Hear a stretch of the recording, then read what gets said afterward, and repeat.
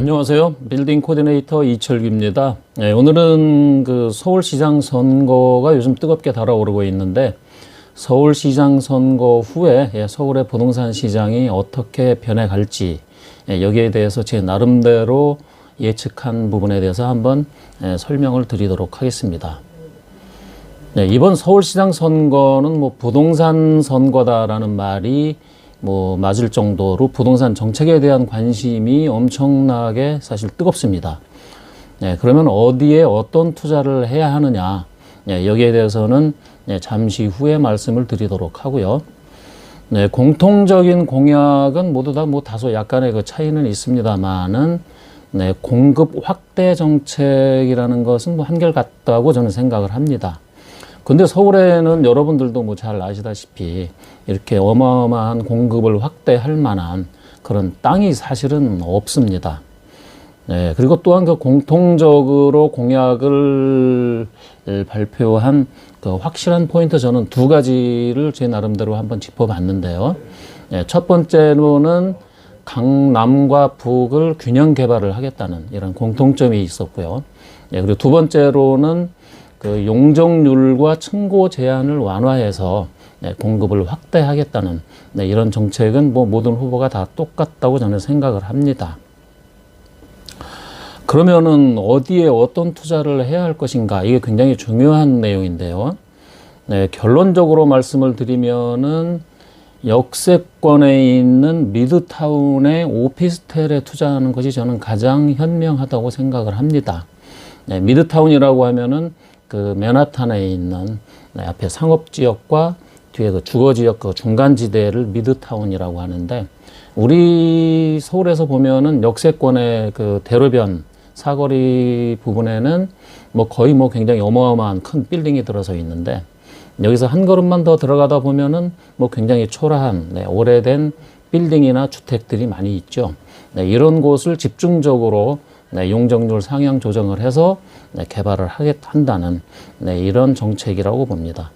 왜 오피스텔이냐고 하면은요, 오피스텔은 아파트에 대비해서 상대적으로 규제가 상당히 좀 적습니다. 그리고 오피스텔의 장점에 저는 세 가지를 들 수가 있는데, 우선은 첫 번째로는 오피스텔이라고 하지만 침실과 거실이 이렇게 구별이 되어 있다는 점을 들 수가 있겠고요.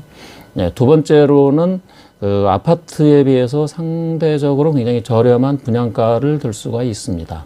그리고 세 번째 가장 중요하죠. 오피스텔은 대부분 그 역세권에 위치하고 있기 때문에 대중교통을 이용해서 직장과의 접근성이 굉장히 좋다는 점을 들 수가 있습니다.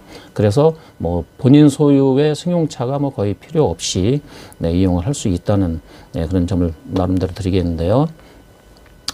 자, 오늘은 그 서울시장 선거 후에 서울 부동산 시장이 어떻게 변해갈 것인지 제 나름대로 한번 예측을 해봤습니다.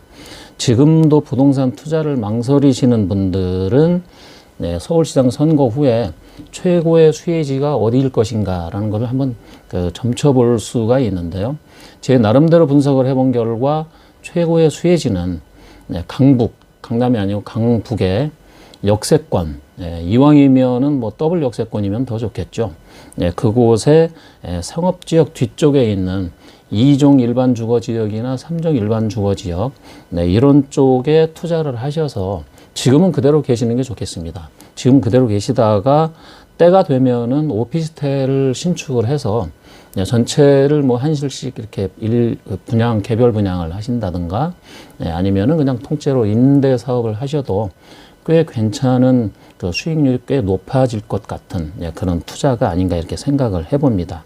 그것도 투자 금액이 적으신 분들은 규모에 맞게 오피스텔을 한 채나 두 채 아니면 여러 채 이렇게 사셔서 임대 사업을 내셔서 임대하시는 것도 굉장히 투자 상품이 아닌가 이렇게 생각을 합니다. 연락 주시면은 여러분들과 함께 제가 최고의 수혜지를 한번 찾아보도록 하겠습니다.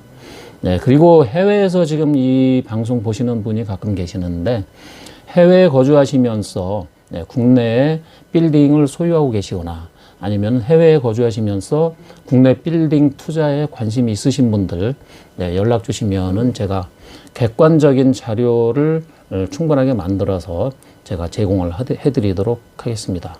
네, 연락 주시면은 제가 맞춤 상담 해드리도록 하겠습니다. 감사합니다.